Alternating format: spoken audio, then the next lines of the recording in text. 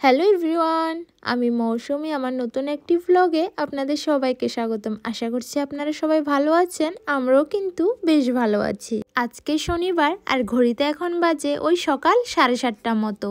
ডেনমার্কে এখন দুদিন পর পর আকাশে রোদ বৃষ্টির খেলা চলে, তবে আজকে মনে হচ্ছে দিনটা ভালোই যাবে। সকাল থেকে আকাশে ভালোই সুন্দর রোদ উঠেছে। দুদিন আগে ওই গোটা চিকেনটা নিয়ে এসেছিল। সকালবেলা ঘুম থেকে উঠে হালকা গরম জলে ভিজিয়ে রেখেছিলাম। বরফটা প্রায় গলে এসেছে, আর ওই 20 মিনিটের মতো রাখলে ভালোভাবে কেটে নিতে পারবো। ওইদিকে বরফটা গলে যাক, ততক্ষণে বাজার থেকে একটু বাসমতি চাল নিয়ে যাব। বাজার তো এখন একেবারেই বাড়ির কাছে, তাই দুজন মিলে চলে এসেছি বাসমতি চাল নেওয়ার জন্যে। কালকে ডিউটিতে যাওয়ার আগে আমাকে বলছিল ওর নাকি খুব বিরিয়ানি খেতে ইচ্ছে করছে। এদেশে তো আবার আমাদের সব দেশীয় খাবার সব সময় চাইলে অ্যাভেলেবেল পাই না, তাই যখনই যা খেতে ইচ্ছে করে বা ওর যা খেতে ইচ্ছে করে আমি যখন যেভাবে পারি আমার মতো করে রান্না করে দিতে চেষ্টা করি। আর এই বাসমতি চালের প্যাকেটগুলোতে একটাতে 1 কেজি করে থাকে, যার দাম 17 ক্রোনার, ভারতীয় টাকায় 200 টাকা থেকে একটু বেশি। সুপার মার্কেট থেকে প্রায় 5 মিনিটের দূরত্বে সমুদ্রের পাড়ে বেশ কিছুজন জেলে সমুদ্র থেকে মাছ ধরে সেখানে মাছ বিক্রি করে। তবে সব মাছ তো আর সেখানে বিক্রি হয় না। বেশ কিছু মাছ কন্টেনারে ভরে বিভিন্ন জায়গায় ওই মাছের দোকানগুলোতে পাঠিয়ে দেন। সকালবেলা যখন সুপার মার্কেট গিয়েছিলাম তখন একবার দুজন গিয়ে ঘুরে এসেছি।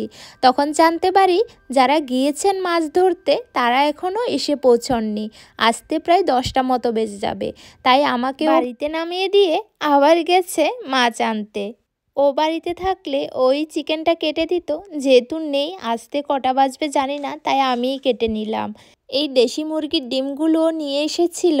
এই প্যাকেটে 6টা আছে, 6টার দাম 13 ক্রোনার নিয়েছে।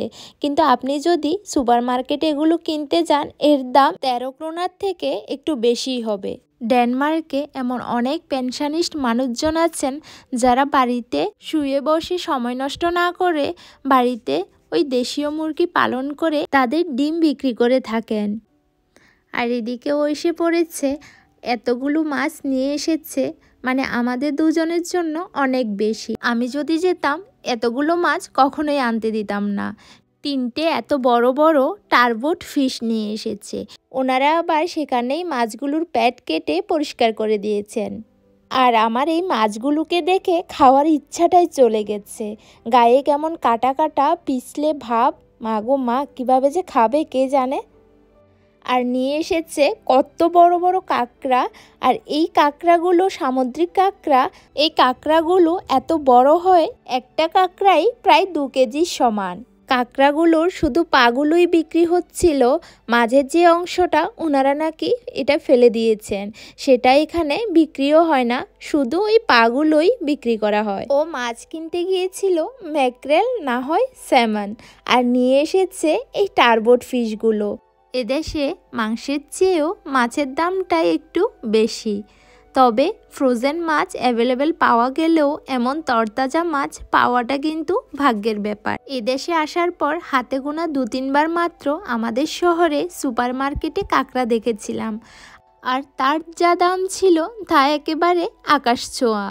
আজকে তো আর রান্না হবে না, তাই ও এগুলোকে কেটে কুটে ফ্রিজারে ঢুকিয়ে রাখবে। আর আজকে কিছু ভেজে রেখে দেব, যা কালকে রান্না করব। আর ওইদিকে মাছ দেখতে দেখতে একেবারেই খেয়াল ছিল না ভাতটা বসিয়েছিলাম সেটা একটু বেশি সেদ্ধ হয়ে গিয়েছে। বিরিয়ানির ভাত তো এমনিতেই কম সেদ্ধ করতে হয়, আর আমি এদিকে মাছ দেখতে দেখতে এতটাই এক্সাইটেড হয়ে গিয়েছিলাম যে ভাতের কথা আমার মাথায় ছিল না।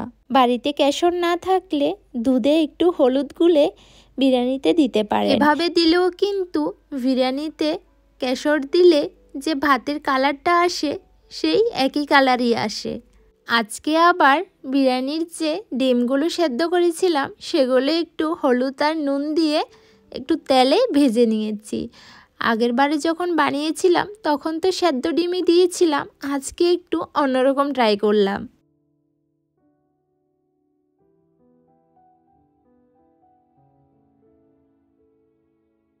আজকে দুটো লেয়ার দিয়েছি আর উপর থেকে একটু বিরিয়ানি মশলা ছড়িয়ে দিয়েছি। ভাতটা যেহেতু একটু বেশি সেদ্ধ করে নিয়েছি, তাই আজকে বিরিয়ানিটা বেশি দমে রাখবো না, ওই 5 থেকে 6 মিনিটের মতো দমে রাখবো, তা একেবারে মিডিয়াম হিটে। আর আমার বিরিয়ানি রান্না হতে হতে ও মাছগুলো কেটে ভালোভাবে বক্সে করে ফ্রিজারে ভরে নিয়েছে। যে বাসনগুলো ভরিয়েছে তা আবার ধুতে বসেছে।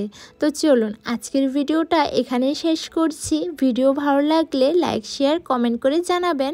আর আপনারা সবাই ভালো থাকবেন, সুস্থ থাকবেন। টাটা।